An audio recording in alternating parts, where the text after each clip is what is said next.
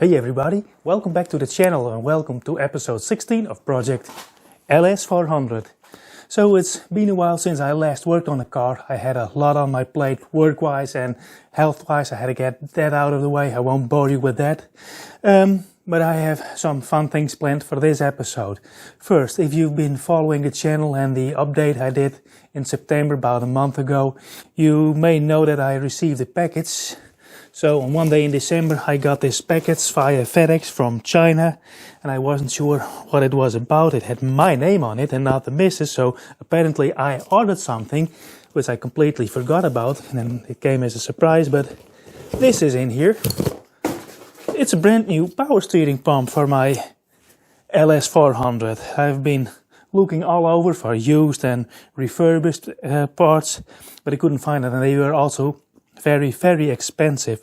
So one day on eBay, I'll put a link up in the description, I found this power steering pump.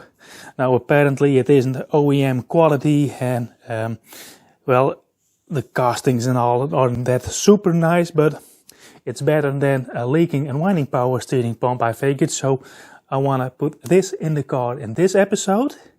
And also, since this episode marks the first year anniversary of this channel, I bought myself a little present. Let me get it. Namely, 2 pairs of axle stands. I have some work planned underneath the car. I don't have a lift, so I thought I'd buy a decent pair of axle stands together with some rubber blocks in order not to damage the undercarriage of the car. So I have more room to crawl underneath and I have a secure stand so it's safe to work underneath the car. Anyway, let's get started with this episode. Now, as always, as I've been away for a couple of weeks, I always need to inflate the tires on the left hand side. I'm gonna do that first and then I'll jack up the car.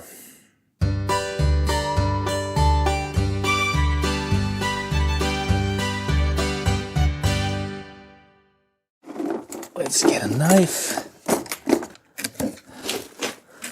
Should be 2 pairs or a pair in here.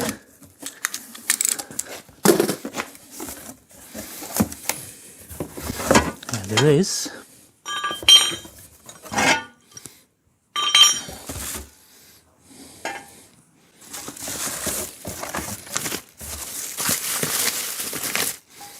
Now I hope these have enough reach in height, so I bought those with this slide one in.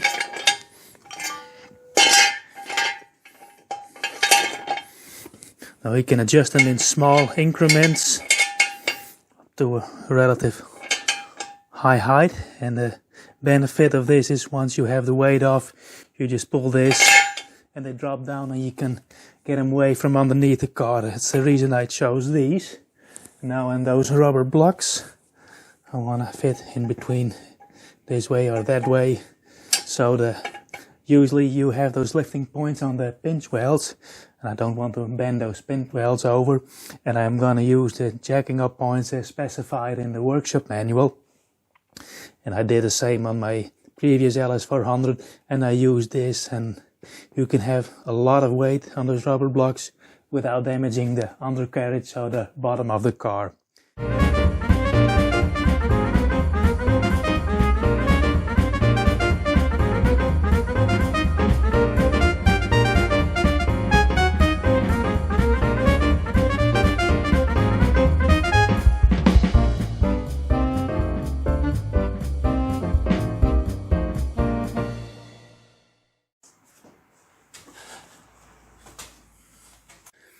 Now let's have a look underneath here.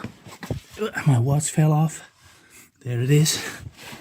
Now let's especially look at the transmission case.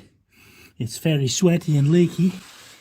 And if you look further back, on that support brace and on the Y pipe of the exhaust, there's a lot of leakage, and it seems to come from the sump of the transmission. Now the transmission was flushed, and I can only assume that they put in a new gasket. It was done by a professional company, but it was 5-6 years ago now. so I can trace it back. I've seen some invoices with the car, but as you can see, it's quite sweaty, and the sump of the transmission itself is also quite sweaty. Same goes for the front subframe. May have something to do with the engine sump, but we'll look into that later. Now with the car up on jack stands, I also have a bit more room over there in the front to access the alternator and the power steering pump. Oh, I say it's very handy to have the car raised up a little bit, albeit only say a centimeter or 10, but access to the power steering pump is much better now. I don't have to lean that much. Now what I'm going to do is drain the reservoir and take off the pulley and the belt and all. I'm going to do all of that off camera, because unfortunately you've seen me do that twice before. This is the third time.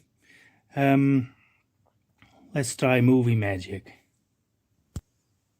And the power steering pump is out. It wasn't without a struggle. It cost me nearly 2 hours to get access to the bolts, and as you can see, the alternator is still dangling down in there. I need to get that out. In hindsight, I should have done two things a bit different. First, I should have rewatched the previous episode where I took the power steering pump out, and I should have removed this coolant line, and I haven't done it. I thought I was being smart, but now in the end, to get the alternator out, I need to remove this coolant line. So, oh well, that's how she goes apparently. I got a clean tray and a funnel. Now I'm gonna drain the coolant, remove the hose, and once I have the alternator out, I'll pick you up in the next scene. Now the whole shebang is out. I took the old power steering pump and the alternator out, because I was a bit dumb and left the coolant hose in the way. I couldn't get the power steering pump out, and I tried to rotate it, and in doing so it started leaking power steering fluid, the remains that were in the reservoir, and it leaked on top of the alternator, and that's what we don't want, because that causes a lot of troubles, and it caused the old alternator to go kaput, and they put a new one in there. But I inspected the alternator, and it doesn't seem to be a lot of power steering fluid on or in here, so I keep my fingers crossed this one is good and didn't do much damage or no damage at all. So that out of the way, we can compare the old and the new power steering pump, and as you can see, they look exactly the same. They looked exactly the same in pictures, but only when you have them together on the bench you can do a direct comparison, and they appear to be exactly the same. I don't know about the inner workings, but I'm going to trust that this one, that cost me about 160 euros, is a good working power steering pump, and I still can't figure out why this one is whining so much, but maybe my mistake. Well, it is my mistake, because it wasn't whining before I took it out, but I took it out to make sure that the bearings and the front seals were closed in order not to cause more damage to the new alternator. But apparently that was a bad idea. I have thought about changing the original Lexus reservoir onto the new pump, because for its appearance is a bit different when you look under the hood and you can see this top. You can see it's an aftermarket part, but I think I'll let it be. There is a small and very fine mesh inside here that filtrates the oil in the reservoir, and this one is 100% clean, and I'm not sure about this one, but this is sure. I'm gonna put this new power steering pump in as it is. But before I'm going to do that, I'm going to do a lot of cleaning underneath the car. Let me get you with me under the car and show you that. Filming upside down, now I hope I can rotate the image. As you can see, I spilled a lot of coolant, so I'm going to get some brake clean and clean all that up. But there are some lines, those are the power steering lines. They have been leaking. I'm going to clean them. I'm going to take off those brackets there and there, so I can take it off. And if I can find an oil sump gasket, you can see there's some RTV from factory. This is the original, but it appears to be leaking through here, so I'm if I can find a gasket, I'm gonna put it in, and if it's only held in place or sealed off with RTV, I'm gonna put new RTV in. Now, a moment please. Now we're a bit further back, and you can see the catalytic converter on the driver's side. It's a bit dirty. It looks like some oil deposit, some oil mist on there, and the one on the right hand side is clear. Now you can see that the sump of the automatic transmission is leaking very badly. And also here is the steering rack. There's a steering damper on there. It's very wet. And here you can see on the aluminum, hope it shows on camera here, on the aluminum subframe underneath the engine that carries the suspension. It's also very leaky, very oily, a very thick layer. Now this doesn't rust, and if it would rust, it wouldn't with this much oil on there. So that's how things look down here. Oh, there's some coolant leaking in my hair, so let's get out of the way. Now it's the following day, and I was busy taking off the hardware that I need to transfer to the new power steering pump. And on a recent video where I worked on the power steering pump, where I reinstalled the refurbished power steering pump, someone commented, hey, wouldn't it be wise to make some sort of shield between the power steering pump and the alternator to prevent leaking of power steering fluid in the future into the alternator? That seemed to be a good idea to me. So I had planned for this episode to make a shield of some sorts, but now I'm looking into it. This is about how they sit in the car. I hope it does show well on the camera. It's about this. Now the problem is, when I would install a shield, I've given this not much thought, but I have been thinking about it last evening. I have to fit this valve over here, the idle up valve, and there's this connection here, and it's very cramped in here. Usually when the line is in here, the line is fitted with this banjo bolt. Then it runs back and makes a U-turn and comes up front, and that valve over here is quite stuck. So when I have a shield in between here, I figure I may have problems installing this valve and the lines on there. And I also may have problems because it's very cramped to tighten this banjo bolt. There's really almost no space, and as you can see, the edges become a bit rounded. So that's becoming a problem. And I think when I have a shield in here, I can't access this nut which connects the plus terminal on the alternator. So that's why I'm thinking of leaving that as homemade splash shield out. Now let's head back to the car. Now there is not much to show here. I've been draining the coolant and I've been cleaning underneath the car. The coolant was all over the place, it still is. I'm going to get out and get some paper towels and clean up as much as possible.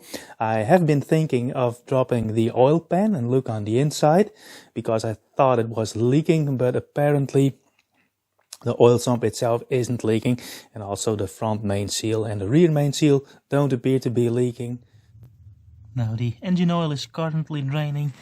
It went to the auto shop, got new oil filter. The computer recommended I should go for a 5W30 oil, but I opted for the 10W40 semi-synthetic. Reason for that is I won't be driving this car in winter, and when I'm going to drive it will be of course in summer. I'll do longer trips, and the cylinders in the rear and over there in the back on the cylinder head, the engine can get quite warm. Even though this is a large engine bay, there's also a large engine in here, and cooling has more or less been somewhat of a problem in these cars. So that's why I opted for a slightly higher viscosity. This was also recommended as the second best choice. So I'm opting for Ural TurboSynth 10W40 and a name brand oil filter. Now it's time for the oil filter to go on. I like to pre-fill my oil filters.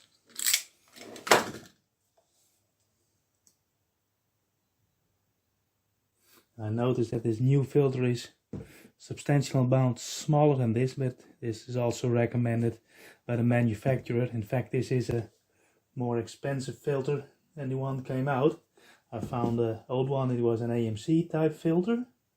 I blink it in, it's taller, but that was a filter that costs about €4, and this is a €12 filter, which is, in my opinion, still is fairly cheap. So that one's ready to go on. So we're ready to pour the new oil in. I found a funnel. I left mine at home, so install this. Found it. It says there shouldn't be 5 liters going in there. That's 5.28 quarts or 1.32 gallons. So this entire container should go in.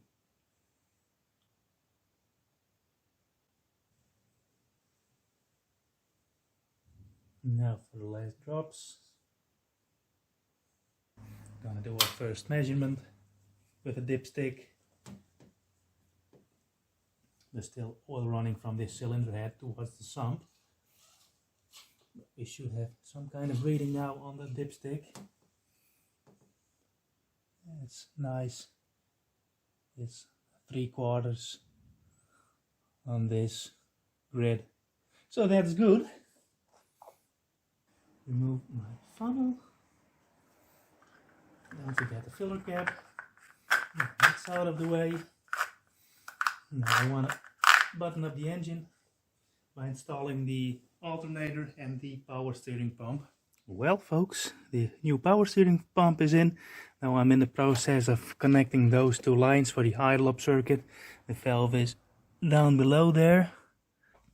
It's over here, and it doesn't matter where you connect the lines, it's just a valve that lets air pass through, so you can interchange them. That's not important, but it's quite a bit of a hassle. But one thing it's important to know, that there is a small bracket that holds them, and it's routed behind the return line, in between the engine block and the return line. Well, I got everything in.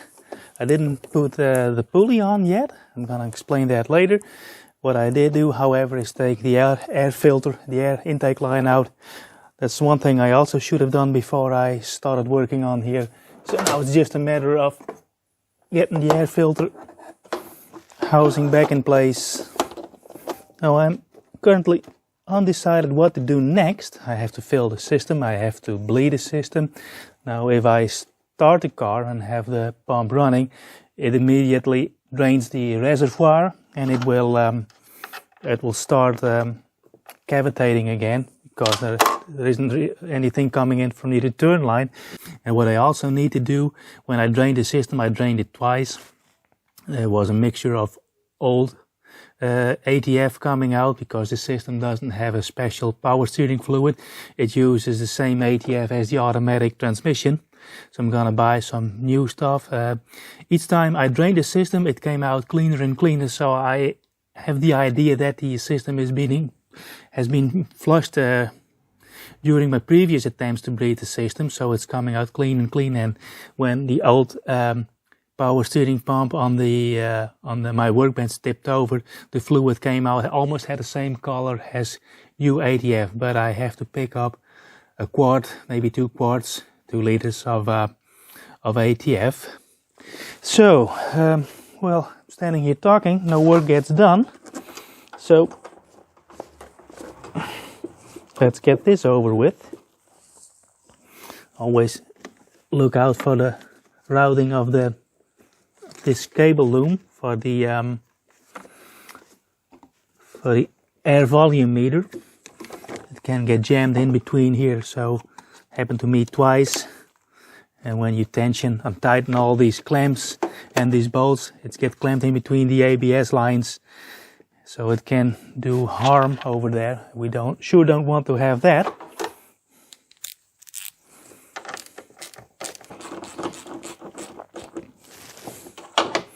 Now once the system is flushed and and bled. All the air is out, or most of the air is out. I won't start the car yet because I want to start the car first time when I have the automatic transmission oil sump resealed. That one goes there. That's aligned. That's aligned. Oops. Click. And everything is back in place. Well, I said in the previous scene that I wanted to do the installment of those lines in the pressure line off camera because I expected it to be quite of a struggle, but in fact it was smooth sailing. I had everything on within 5 minutes. And to torque this banjo bolt for the pressure line is a bit of a pain in the behind. You really need to have workspace over here, and to get the return line to the reservoir on, it's very handy to remove the intake. Should have done that in hindsight, but I made this mistake, so you don't have to. Now it's getting late and I can't get hold of any ATF, so what I did, I started the next task, and that's draining the transmission. And the oil's coming out, it's bright and red, it's super clean. So that's good, but not sure I'll show this on camera, but every bolt, literally every bolt has a drop of ATF dangling from it, and I think the car is leaking even when it's standing still. What I assume is they applied RDV, but on the wrong side of the bolts. I'm waiting until it's drained, and then I'll put the small bolt back in, the plug back in. I do, however, start to question the folks that worked on the car. This is the plug from the transmission sump, and this washer was on there, and you can see it's fairly loose. It's a bit too wide, and this is the size that should be on there. There's a better sealing capacity, so I'm gonna put that on. The sump is drained now. I'm gonna put the plug back on. Now, in case you were wondering how bad it is with a leaking transmission sump, this over here is the rear, and you can see the dirt, the ingress of dirt from the outside. It's on the inside where you don't want it. You just had a look on the inside. Over here it's been leaking towards the outside, and all of this is mud. Look, oh, look on my finger. This is all mud from the outside that was on the way, working its way into the transmission. So let's give this a good clean. Here's a before and here's after. I cleaned it spotless. I took off the entire old seal, which was factory, and I discovered there was no new gasket or RTV applied when they reattached the sump, so that's why it was leaking. So that was a pretty stupid company. I cleaned the bottom. It's spotless. It looks like new. Gave it a rattle can overhaul. So I'm gonna place the magnets back in. There should be 4 magnets. I could only find 3, 1, 2, and 3. This one was missing, so I guess they lost that in the process. But anyway, I'm gonna clean underneath the car, apply a new RTV on the inside here, and then stick the pan to the transmission. Oh yeah, and also, let me get that out of the way, I clean all of the bolts. They're looking like brand new now, because I like to stick to the motto, if it's worth taking it off, it's worth cleaning it. And just for clarification, this is how the RTV bead should run on the inside of the hulls. If you put it on the outside, the oil can crawl to the threads and then leak out. So this is how it should be done. And this is what it looks like from down below. You can see the mating surfaces are clean. There's the pan ready to go back in. Well, that's the transmission sump back in. The line over there in front, the filler and dipstick line, it has to mate with the line that's attached to the engine, but that went smooth. And I had a small torque wrench in hand. These bolts, 19 in total, should be tightened to 70 Newton meters, but my torque wrench is a bit on the larger side. I'm lying on my back here. I just couldn't use it, so I tightened all those bolts by feel. I want to give it a wipe with a paper towel and let it sit for 24 hours before I fill the transmission again. So, and that buttons the things up underneath the car. Let's get back under the hood. So we're back under the hood. What I did do is I filled the reservoir for the power steering fluid. In order to bleed the system, you have to have the car running. But I can't start a car at this moment for obvious reason. There is no oil in the transmission while the RDV of the sump has to settle. But I did fill it almost to its max level, to its hot level. In order to bleed this, you have to have the car running, as I said. I'm gonna do that tomorrow.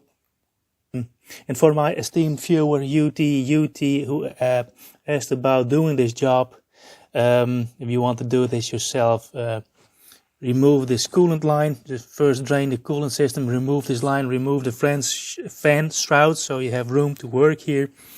And then you can access these lines and the lines underneath here. You can put a hand in here, so that's very important. What I'm going to do now is put the cap back on before I forget. I'm gonna put the serpentine belt back on, and I have to tighten this nut first. And then put a coolant line on, fill the cooling system with all the stuff, all the coolant that came out. I may have to add a little, half a liter. There are some small spills. This has been dripping all the time. So yeah, let's go ahead and do that. And the coolant that came out was clear and blue, just as new.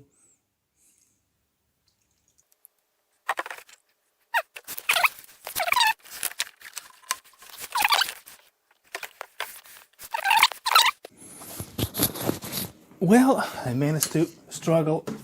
All of that came out, all of the coolant that came out, to get it back in. And there were some small spills, mainly due to my own mistake. So now I'm thinking of it. Now I have to check 3 systems as I first start a car. It's the cooling system, but it has plenty of coolant in it, the power steering and the transmission. So if one of these 3 things is off, actually let's hope all of those 3 are good by now. So I'm gonna wrap it up for today. It's Sunday.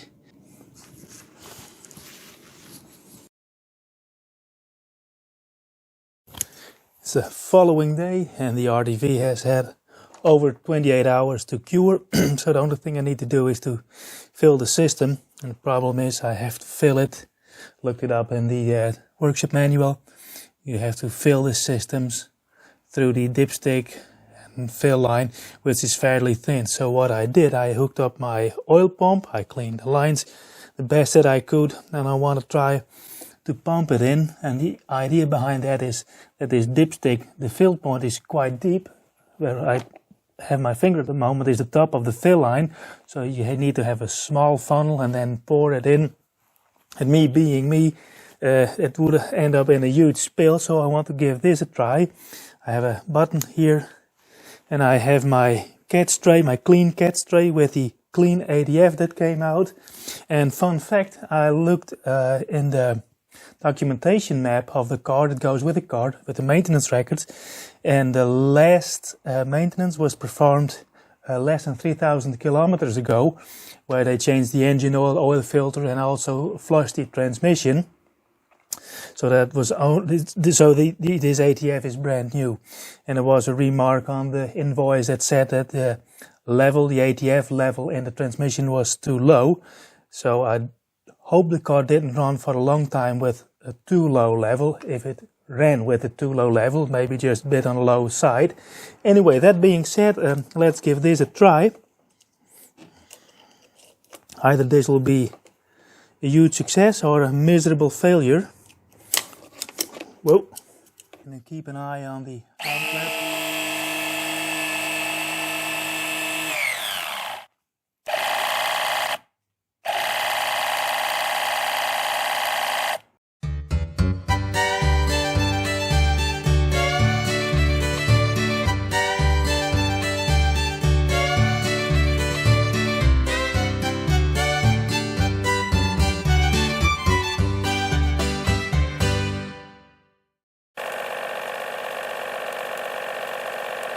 And that's the last bit.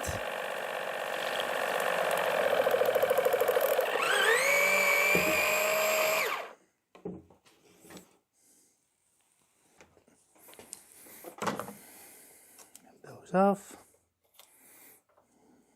Alrighty, and let's get this pump out of the way. Now all the fluid I drained from the transmission is in at the moment.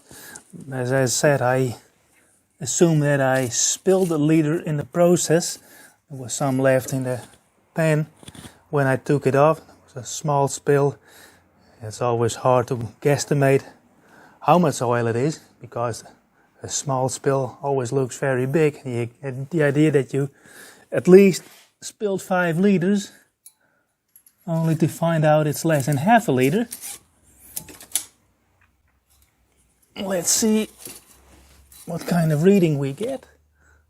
Well, as it stands, it's overfilled.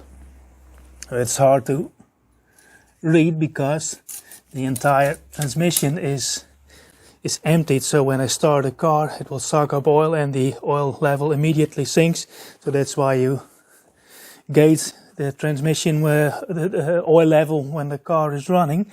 Now I want to start a car, but I want to crank it over a couple of times. I don't want it to pop off because I want to get the oil flow started through the engine. And have a first few cranks and see if it can blow some air out of the cooling system. So I pulled off the connector from the crankshaft position sensor, so that should prevent the car from starting. So I'm hopping in, gonna crank the car over a couple of times and then reconnect the crankshaft position sensor, and then, well, fingers crossed, guys.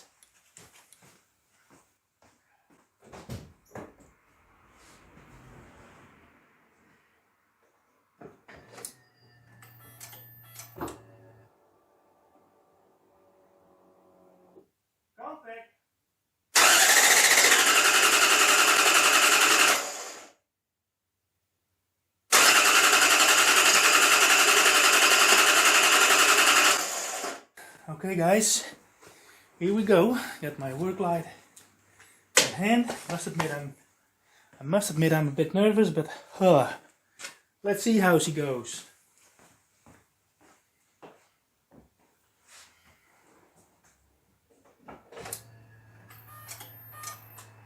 Contact.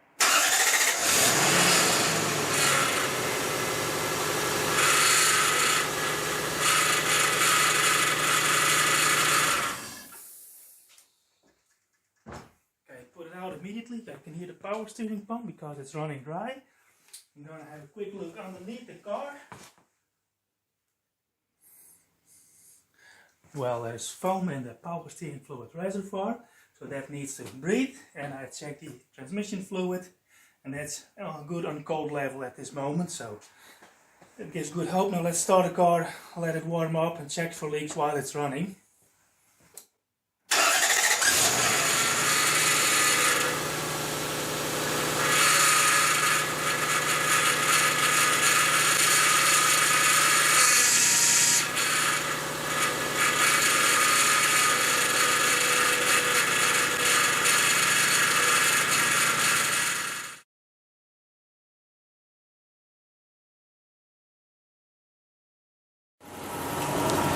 So I got the transmission oil to its level. It's nice on the dipstick now at cold level. The engine is warming up, and as you can hear, all of a sudden the power steering pump went quiet. So I'm sort of happy right now. I'm gonna rev up at the engine a bit and steer from lock to lock again. Hopefully it stays quiet now.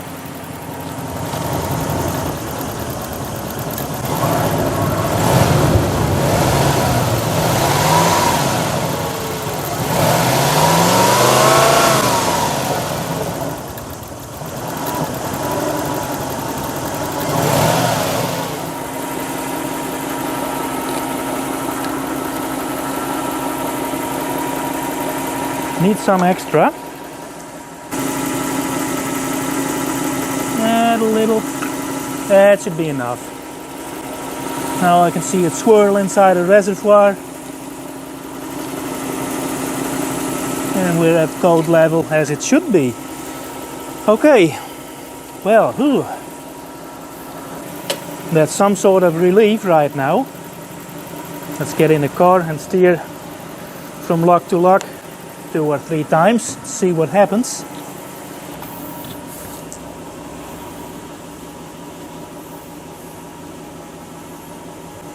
On to full lock on the left.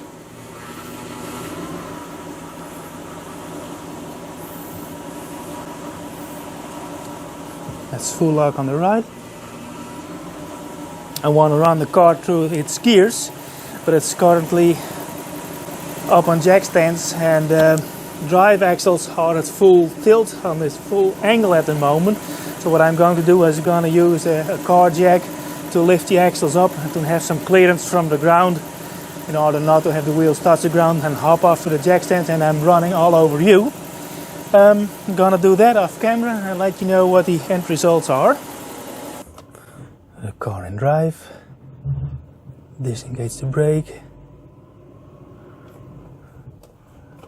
cycle it through reverse right now. Oh, it's so nice and quiet in here. Back to park. I can see the speedometer engage. Yeah, that's working. All right. Let's cycle through the steering wheel, or from full lock to full lock again. Yeah, I can feel the power assist work. Getting back straight. Okay, let's switch the car off. Oh yeah, don't forget, I have the AC running at hot at this moment. And check the coolant level in a minute. I'm gonna switch the car off right now.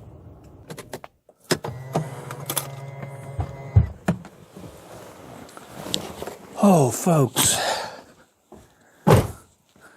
Well, am I glad that power steering pump quieted down.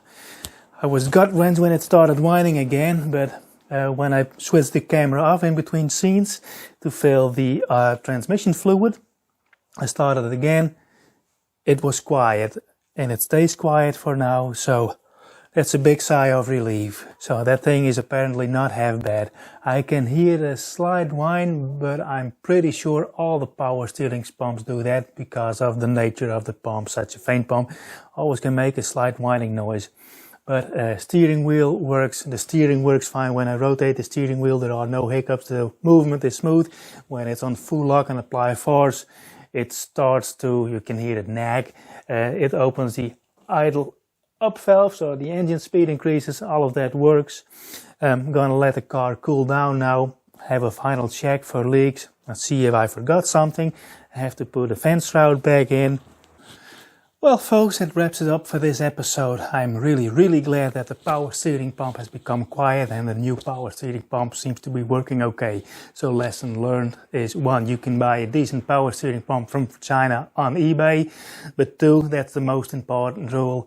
If it ain't broke, if it doesn't leak, leave it be. I could have saved me a lot of time and a lot of money trying to repair the power steering pump. But anyway, it is what it is now. We all know how to overhaul a power steering pump and how to reinstall it again and do the same once over and once over. Anyway, I'm a happy little camper at this moment. I put everything back together underneath the car. Put these panels back in for the intake.